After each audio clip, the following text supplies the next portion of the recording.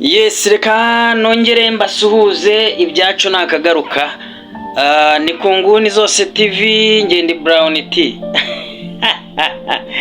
Inkuru y'umuntu witwa Shaddy-Boo imaze kuba akasamutwe mu matwi y'abantu. Shaddy-Boo mwese muramuzi, ni umunyamideli cyangwa se Shaddy-Boo ni umuntu ukunda gukoresha imbuga nkoranyambaga cyane cyane urubuga rwa Instagram. Afite aba followers cyangwa se abantu bamukurikira barenga miliyoni. Shaddy-Boo mwese muramuzi, ni umuntu, ni umustar kabisa, ni umuntu wamamaye mu bintu byo kwiyerekana mu bintu, ariko none abantu bakavuga ko ngo yiyandarika, yambara ubusa, ndetse abandi bakavuga ko ari indaya. Shaddy-Boo ni umubyeyi ufite abana babiri. Shaddy-Boo kabisa ni umuntu utwika ku mbuga nkoranyambaga, ni umuntu amakampani menshi agenda yifashisha mu kwamamaza. Shaddy-Boo rero ibyamubayeho uyu munsi cyangwa se birimo biragaragara uyu munsi ni ibintu byabaye ku mugoroba wo ku cyumweru, ngira ngo ni ku itariki 21. Hanyuma rero mu ijoro ryo ku 21 bishyira kuri 22, ubwo murumva ko ni ku cyumweru bishyira ku wa mbere, uyu muntu witwa Shaddy-Boo cyangwa se Shadia ngo yaje kuba afite umushuti we witwa Yugi. Yugi rero uyu ngo akaba yari mu nshuti ze zakadasohoka, ariko ngo uyu muntu witwa Yugi rwose ngo akaba yari yaramuzengereje amwaka umupuri cyangwa se amusaba ko baryamana.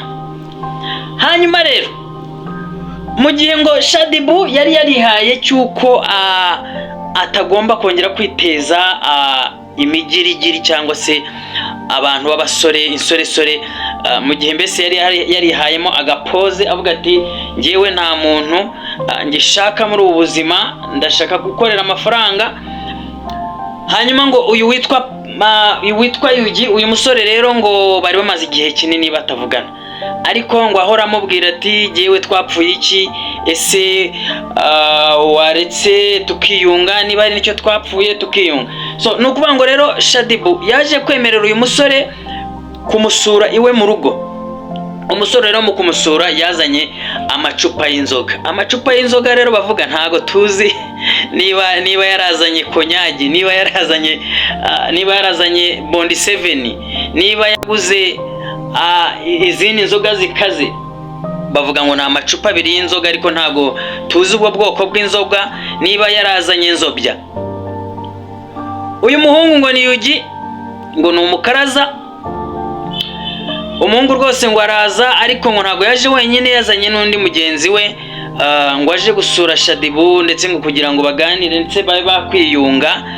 Urumva ko bashobora kuba bari bafitanye urukundo hanyuma bakaza gushwana, ariko ngo umuhungu yaje rwose atarwiyambitse avuga ati uyu munsi ngomba kubomora. Hanyuma rero uyu muhungu ngo byaje kuba ngombwa ko basabanye, Shaddy-Boo arabakira barasabana, ariko ngo Shaddy-Boo aza gusinda ndetse bikabije. Ibaze ahantu umuntu ashobora gusinda akagera ubwo ananirwa agasinzira, bakamusambanya ntabimenye, akaza gukanguka, cyangwa se inzoga zimushiriyemo akaza kubona yarongowe. Uyu mugore rero cyangwa se tuvuge ngo ni umukobwa, ni umugore Shaddy-Boo, ngo byaje kurangira nyine inzoga zimufashe arasinda ndetse bikabije. Mu gihe cyo kuryama we ntago yaje kumenya ibyabaye, ariko arimo aratangaza ko uyu muntu witwa Yugi ngo bwake mu gitondo agasanga baryamanye, ndetse akabona yuko yasambanyijwe, cyane ko Shaddy-Boo arimo arasobanura ko yarari mu kibada cyangwa se yarari mu mihango. Reka nongere nibutse abavuga ko ngo yarari mu gihe cy'uburumbuke. Habaho igihe cy'imihango, hakabaho n'igihe cy'uburumbuke, cyangwa se habaho igihe cya regre, hakabaho n'igihe cya ovulation. So abantu rero bavuga ngo yarari mu gihe cy'uburumbuke bashobora kuba barimo barabivuga nabi. Hanyuma rero uyu witwa Yugi ngo Shaddy-Boo yaje kubona yuko yarongowe tayari, arangije aramubwira ati ibi bintu wankoze ni ibiki, ibi bintu wankoze ni hohoterwa, wankoreye wansambanyije ku gahato cyangwa se tutabyumvikanyeho. So niba rero habayeho negociation, birashoboka ko wenda yashobora kuvuga ati yewe ibi bintu ntago mbicece kandi bijyana muri ribu, cyangwa se tubinegosiye unyishyure umpa amafaranga. Birashoboka rero ko bashobora kuba batumvikanye wenda ku kijyanye n'amafaranga, ariko niko biri kugenda bivugwa. Shaddy Boo arangije ati ntago biri burangire, turajya kuri ribu, ariko ngo yanga gusakuza, yanga kwiteza abantu. Shaddy murabizi ko ari umuntu w'umusitari, ntago yapfa kwiteza abantu ko yiboneye. So nuko rero byaje kurangira ngo uwo musore wari uri kumwe na Yugi amutorokesheje, ndetse Shaddy Boo agenda bisobanura neza ko uyu musore yaje kugenda ndetse akagenda atambaye inkweto, kuko Shaddy Boo mu makuru yagiye atangaza yagiye avuga yuko yasigaranye inkweto z'uyu musore. Hanyuma rero nyuma y'ibyo ngibyo Shaddy Boo yaje kwandika ndetse yaje kubitangaza ku rukuta rwe rwa Instagram, ndetse atagenga RIB, amenyesha RIB ibyamubayeho, ndetse ubu aka kanya Shaddy Boo ari gutangaza yuko ikirego cye cyamaze kugera muri RIB. Hanyuma ikindi cya kabiri, Shaddy Boo yaba yagiye muri One Stop Center kuba yajya gutanga ubusobanuro bw'ibyamubayeho ndetse no kwipimisha barebe niba nta kibazo cyaba cyabaye, cyane ko urumva niba yarari mu kibada cyangwa se yarari mu mihango, ashobora kwanduriramo indwara zandurira mu mibonano mpuzabitsina, uretse no muri icyo gihe yaba arimo no mu bihe bisanzwe.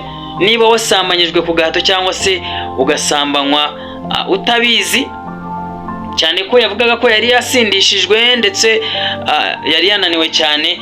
Hanyuma rero yagiye gupimwa ngo barebe niba hari indwara yaba yandujwe cyangwa se hari ikindi kibazo cyaba cyamubayeho. Hanyuma rero uwitwa Yugi uko byagenda kose, urumva niba umuntu witwa Yugi yamaze kuregwa cyangwa se ikirego cyamaze gutangwa muri RIB, uko byagenda kose ari gushakishwa kugira ngo atabwe muri yombi ajye gusobanura ibyo bintu. Turacyakomeza kugenda dukurikirana aya makuru. Murabizi ko ibyacu nakagaruka, ibiganiro byacu ni episode kuri episode. Mu kanya turagenda tubagezaho andi makuru, ibyacu nakagaruka. Niba rero utarakora subscribe kuri iyi channel, nagira ngo nkurarikire kukanda munsi y'iyi video cyangwa se munsi y'iyi foto, ukande subscribe, ukande like ndetse usharinge iki kiganiro niba cyagushimishije. Ikindi uduhe inama muri comment, ibyacu nakagaruka. Njyewe ndi Brown T, aha ni ku Inguni Zose TV. Ciao ciao, mugire ibihe byiza.